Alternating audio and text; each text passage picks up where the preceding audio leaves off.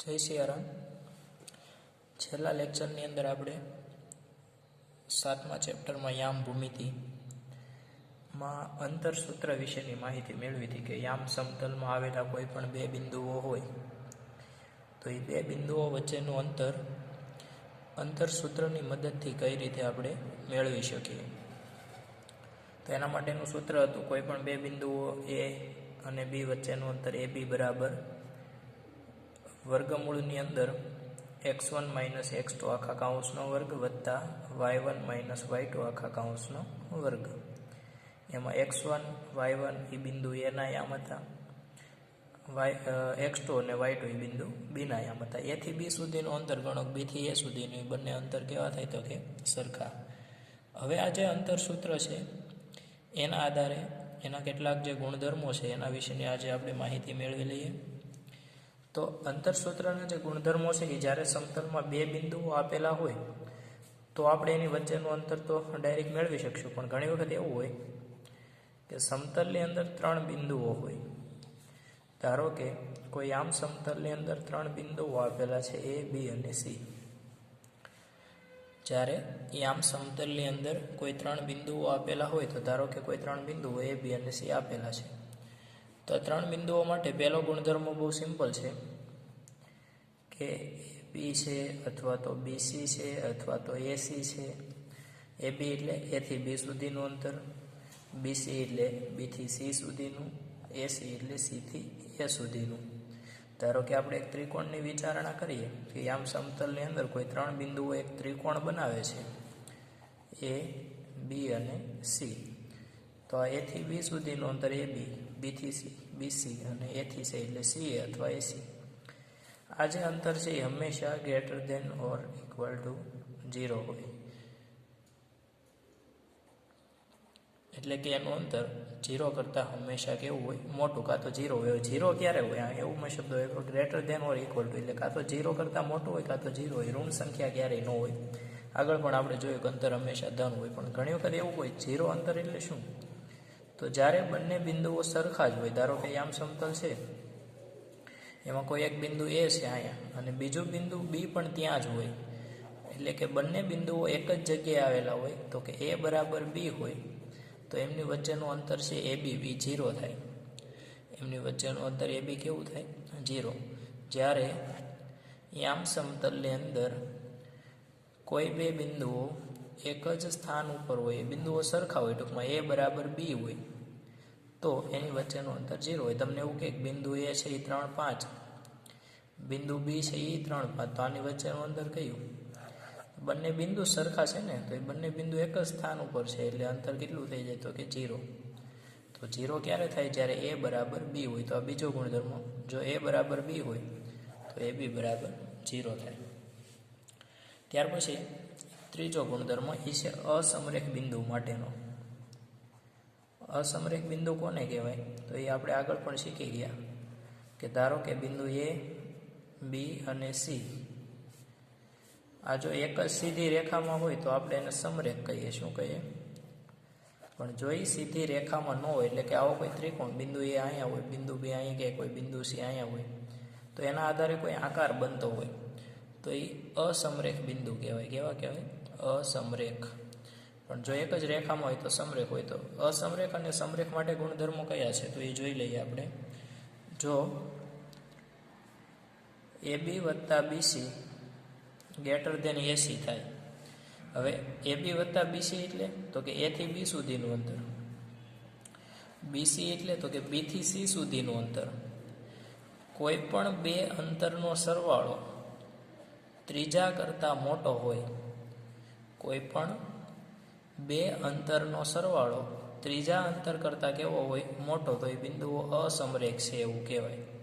ખાસ સમજો, જો કોઈ પણ બે માપ એનો સરવાળો ત્રીજા માપ કરતાં મોટો હોય તો આપેલા બિંદુઓ અસમરેખ બિંદુઓ છે એવું કહેવાય.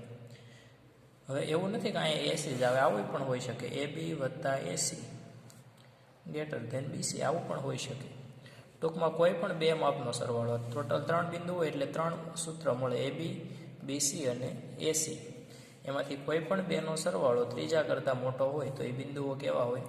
તો કે અસમરેખ બિંદુઓ હોય. અને જો કોઈ પણ બેનો સરવાળો ત્રીજા જેટલો મળે તો એ સમરેખ હોય. સમરેખ ક્યારે હોય?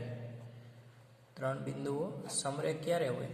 તો જો આવું થતું હોય AB વત્તા BC બરાબર AC થતું હોય, એટલે કે બેનો માપનો સરવાળો ત્રીજા જેટલો હોય તો આ પહેલાં ત્રણ બિંદુઓ છે એ કેવા હોય? સમરેખ હોય.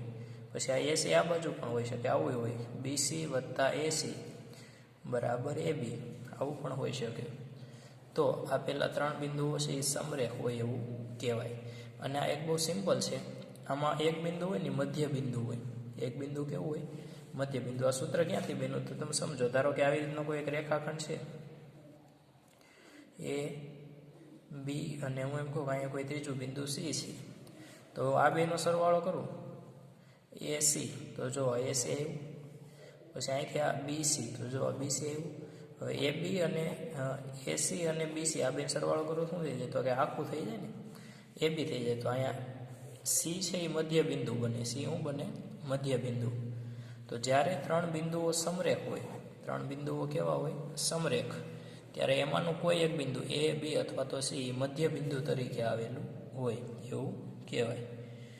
તો જો A, B અને C સમરેખ બિંદુઓ હોય તો કોઈ એક બિંદુ વચ્ચે, મધ્ય બિંદુ એટલે વચ્ચે, એવું નથી કે આ બે ભાગ સરખા જ હોય, પણ એની વચ્ચે ક્યાંક આવેલું હશે. તો આ રીતે ત્રણેય બિંદુઓ સમરેખ છે એવું કહેવાય. આ શરતનું પાલન થતું હોય તો. અને જો અહીંયા વચ્ચે ગ્રેટર ધેન આવતું હોય તો અસમરેખ છે એવું કહેવાય. આ જે ગુણધર્મો છે એ અંતરના ગુણધર્મો તરીકે ઓળખાય. આવા જ ગુણધર્મો આપણે ત્રિકોણને લાગુ પાડી શકીએ. કોને? કે ત્રિકોણને. હવે ત્રિકોણને કઈ રીતે? તો ધારો કે કોઈ એક ત્રિકોણ ABC છે.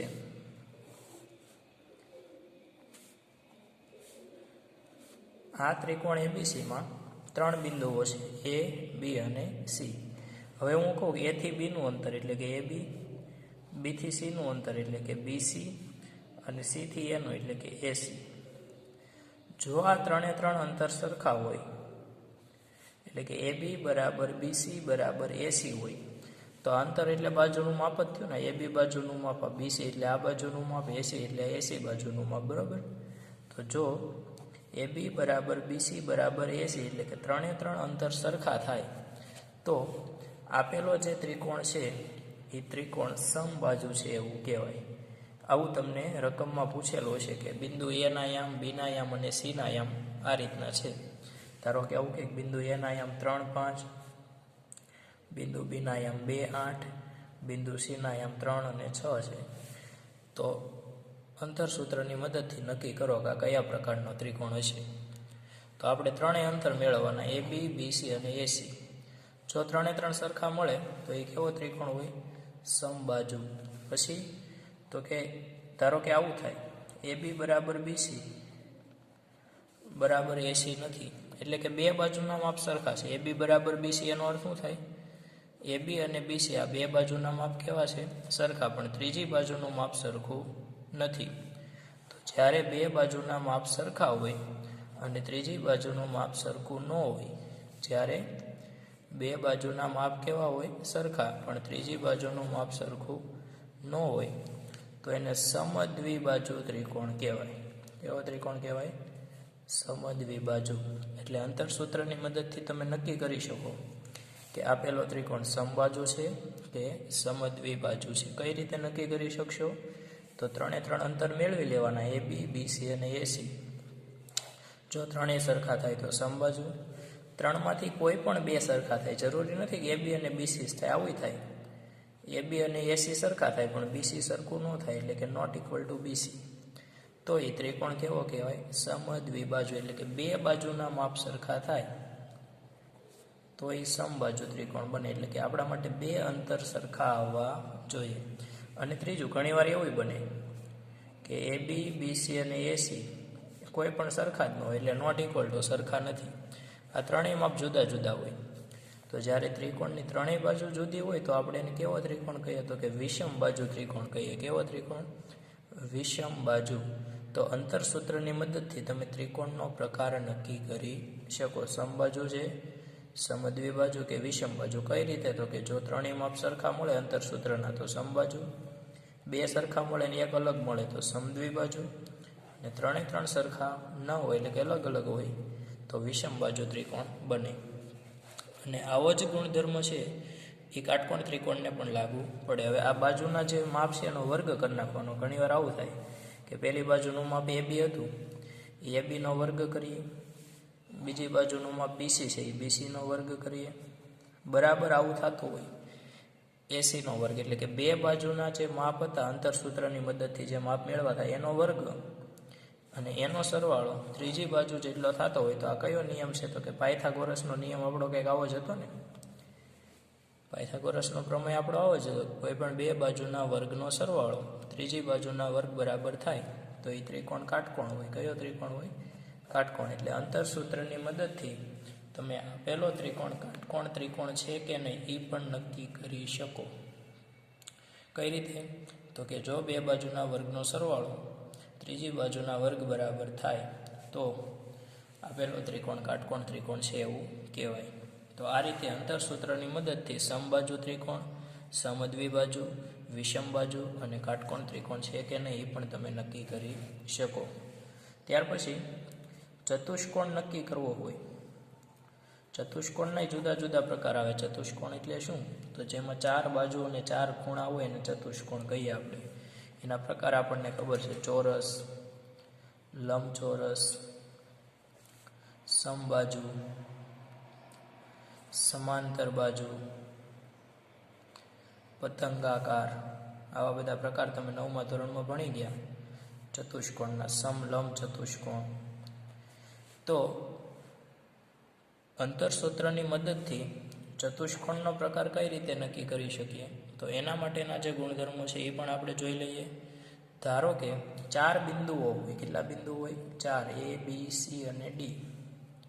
તો આ ચાર બિંદુઓના આધારે તમે નક્કી કરી શકો કે આપેલો ચતુષ્કોણ કયા પ્રકારનો છે. એના માટે અંતરસૂત્રનો ઉપયોગ કરવાનો. ધારો કે હું એક ચતુષ્કોણ દોરું આવી રીતે, બરોબર. આને હું નામ આપી દઉં A, B, C અને D. ત્યાર પછી આપણે ચતુષ્કોણના વિકર્ણ વિશે પણ ભણી ગયા કે સામસામેના શિરોબિંદુઓને જોડો. A ને C સાથે અને B ને D સાથે, તો એ વિકર્ણ બિના કહેવાય. શું બિનું કહેવાય? વિકર્ણ. હવે ચોરસ છે એ કેમ નક્કી થાય? તો ચોરસના ગુણધર્મો ખબર હોવા જોઈએ. ચાર બિંદુના ચાર માપ મળે: AB, BC, CD અને DA. કયા કયા? AB, BC, CD અને DA. જો આ ચારે ચાર માપ સરખા થાય, ચારે ચાર બાજુઓના માપ સરખા થાય તો બે ઓપ્શન મળે. કાં તો એ ચોરસ હોય, કાં તો સમબાજુ હોય. ચોરસ હોય તો એ ચારેય બાજુ સરખી હોય, સમબાજુ ચતુષ્કોણ હોય તો એ ચારેય બાજુ કેવી હોય? સરખી. તો હવે પાછું આમાં નક્કી કરવાનું કે ચોરસ હશે કે સમબાજુ હશે. તો એ નક્કી કરવા વિકર્ણ મેળવવાના, એટલે કે AC અને BD. જો વિકર્ણ પણ સરખા થાય, વિકર્ણના માપ પણ કેવા થાય? સરખા થાય, તો એ ચોરસ હોય. તો શું હોય? ચોરસ. અને જો ખાલી બાજુ સરખી થાય પણ વિકર્ણ સરખા ન હોય, એટલે કે વિકર્ણ જુદા જુદા હોય, તો એ સમબાજુ ચતુષ્કોણ બને. તો આપેલું ચતુષ્કોણ ચોરસ છે કે સમબાજુ છે એ ક્યાંથી નક્કી થશે? તો કે જો એની ચારેય બાજુ સરખી થાય અને વિકર્ણ પણ સરખા થાય તો ચોરસ. ચારેય બાજુ સરખી થાય પણ વિકર્ણ જુદા જુદા થાય તો એ સમબાજુ. બરાબર. બીજું, લંબચોરસ અને સમાંતર બાજુ ક્યારે બને? તો લંબચોરસનો ગુણધર્મ આપણને ખબર છે. સામસામેની બાજુ સરખી હોય. તો આ AB છે, ABની સામે કોણ છે? તો કે CD. એટલે કે આવું થાય: AB બરાબર CD. અંતરસૂત્રની મદદથી આપણે A થી B સુધીનું AB અંતર મેળવીએ, C થી D સુધીનું CD અંતર મેળવી શકીએ. તો જો AB બરાબર CD થાય, એવી જ રીતે આ ADની સામે કોણ છે? BC. એટલે કે AD બરાબર BC થાય. AD બરાબર શું થાય? BC. તો આપણે અંતરસૂત્રની મદદથી કહી શકીએ કે સામસામેની બાજુ સરખી હોય એવા પાછા બે ઓપ્શન: લંબચોરસ અને સમાંતર બાજુ. સામસામેની બાજુ સરખી હોય એવા બે ચતુષ્કોણ. કયા કયા? લંબચોરસ અને સમાંતર બાજુ ચતુષ્કોણ. તો આ શરતનું પાલન થાય તો પછી પાછું નક્કી કરવાનું વિકર્ણ સરખા થાય છે કે નહીં. જો વિકર્ણ સરખા થાય તો એ લંબચોરસ હોય, લંબચોરસના ગુણધર્મો યાદ હોવા જોઈએ. સામસામેની બાજુઓના માપ સરખા હોય અને વિકર્ણ AC અને BD પણ સરખા હોય. તો જો સામસામેની બાજુઓ સરખી થાય અને વિકર્ણ પણ સરખા થાય તો એ લંબચોરસ હોય. અને ફક્ત સામસામેની બાજુઓ સરખી થાય, વિકર્ણ સરખા ન થાય તો એ સમાંતર બાજુ ચતુષ્કોણ કહેવાય. તો આવી રીતે તમે અંતરસૂત્રની મદદથી આપેલા ત્રિકોણના પ્રકાર પણ નક્કી કરી શકો. સમબાજુ, સમદ્વિબાજુ, વિષમબાજુ, કાટકોણ ત્રિકોણ અને ચતુષ્કોણના ગુણધર્મો પણ નક્કી કરી શકો. ચોરસ કે સમબાજુ, લંબચોરસ કે સમાંતર બાજુ. અને આ જે બાકીના બે ચતુષ્કોણ છે એના આપણે કોઈ ગુણધર્મો આવતા નથી. તો એટલા ગુણધર્મો તમે અંતરસૂત્રની મદદથી મેળવી શકો. એ તમારે યાદ રાખવાનું છે. અસ્તુ. જય શ્રી રામ.